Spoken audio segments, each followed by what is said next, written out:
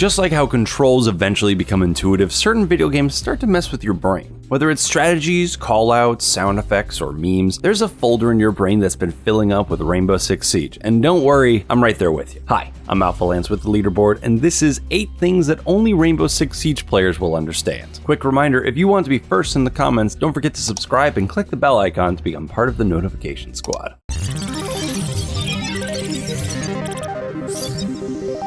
Smile, you're on Candid Camera. Rainbow Six Siege has taught us to scan our surroundings quickly, to notice gadgets that could compromise our approach or even kill us, whether it's barbed wire, an entry denial device, or a simple security camera. Soon after starting my time as an operator, I caught myself looking up at ceilings wherever I go in real life. And I can confidently tell you that the KFC near my place has 5 security cameras. Maybe I shouldn't say that too loudly. At first, I thought it was strange, but talking to my Siege friends, they all have said the same, spawning the idea of this video. The goal is to leave your gadgets somewhere that they won't be noticed, but sometimes the best is when even you forget where you put them. Gadgets! What? How? Wait. Right. Nothing feels better than that misplaced gadget actually working to your advantage. Ubisoft made sure to give you a little less time than you'd like to set up your defenses every round. Reinforcements are slow but essential. Plenty of windows and doors need boarding up, and your gadgets can make a huge difference when placed right, but the positioning is critical. Setting your gadgets on the objective can be smart but often predictable. So just like in a relationship, mixing things up can keep it interesting. Sure, you typically go to the bedroom, but try one EDD in the bathroom, and one in the kids' room, and one on... shoot, where was that last one? Well, you can't worry about that now. Next thing you know, it's a 2v3 and you're sweating when boom! You forgot that little mess you left in the kitchen because you needed a place now, before your guests arrived. When the final kill cam rolls, a well-placed gadget will get the applause, but the forgotten troll placement will get the lulz. Speaking of trolls, when drones are fatal, prep phase is a time for an attacker to identify enemies, possible entry points, and most importantly, no, not find the objective, annoy their opponents. Since drones only have 1 HP, they're incredibly fragile things, but this is made up with a hitbox only slightly smaller than Ash's, leaping around like pesky fleas, continually informing the defenders, you've been spotted, you've been spotted, you've been spotted. Sometimes a defender in their hunt will do something beautiful. With a stray shot and at least one unaware player, first blood might ring out, and you swear all chat became a thing. You can practically hear the discussions happening in there going forward, and sometimes, like dominoes, the rest start to fall. Shots ring out as parties turn on their so-called ally, followed by the team killer's friends running to their aid. And next thing you know, the round starts and you're already at a 5v2. And even though you don't get the points, you know who's to blame. Maybe the bonds of teamwork can be reformed. Only time will tell, but hey, sometimes there's just no coming back. Not playing Fuse on certain game types. You had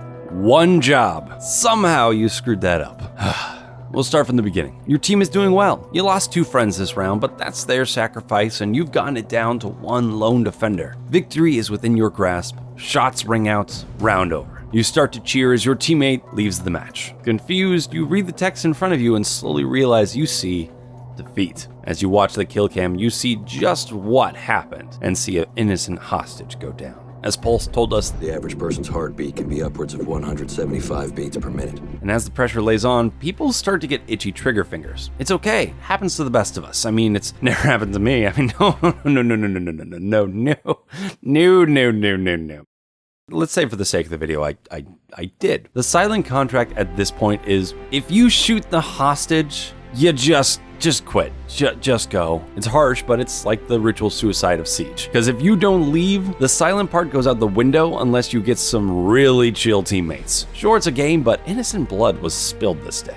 Acceptable team kills. Kavea has a unique ability to be one of the most popular defenders in casual play while being one of the least played operators in the pro scene. She can also interrogate injured players and somehow from 2 seconds of conversation compromise the position of every attacking operator. So naturally, this is hoped to be avoided. So if your teammate rounds a corner and finds you and Kavea doing the nasty, they have a split-second chance to remove that knife from your throat. But even if that puts a few bullets in its place, you have to agree that's acceptable. I mean, you were the one about to die anyways, but at least you still have a chance to pull a win out of this. Sure, if a teammate can kill Kavea and revive you, that's pretty great. But you have to admit that from that split-second decision, that little amount of time, and from that close, it's kinda hard to tell who's who. I mean, you guys are so close together, and a shotgun's not gonna be discriminatory. So, you still have to admit that it was worth it. For their sake, not yours. Still kind of sucks for you, but next round. And even if you're the worst player on the winning team, it's still better than being the best player on the enemy team.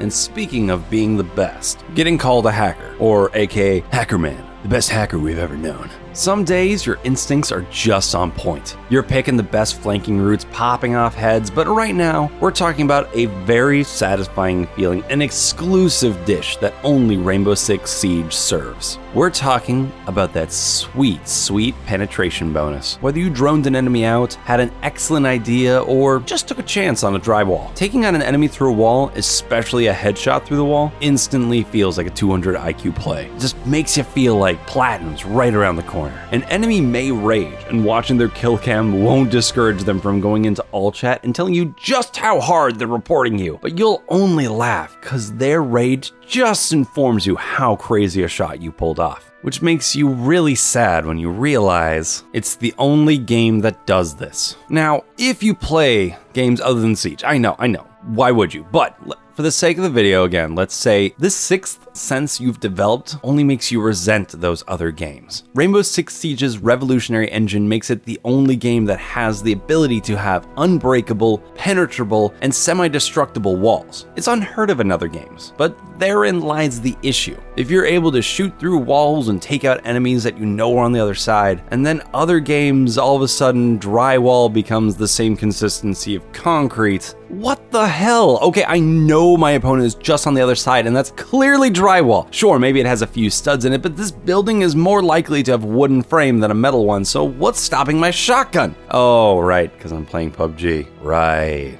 I miss my operators. When there's one plate left. The feeling when you bring the plates or sweaters to the party for all to enjoy, and someone leaves the last one. I mean, it's fine. It's not like they're homemade. It's not like you spent hours figuring out everyone's sizes, using the best materials, and then testing them out at the range or anything like that. It's not like Rook's only two abilities are being thick and bringing a duffel bag full of armor for his team to utilize, or something like that. That'd be just crazy. And having an ACOG scope, so I guess 3.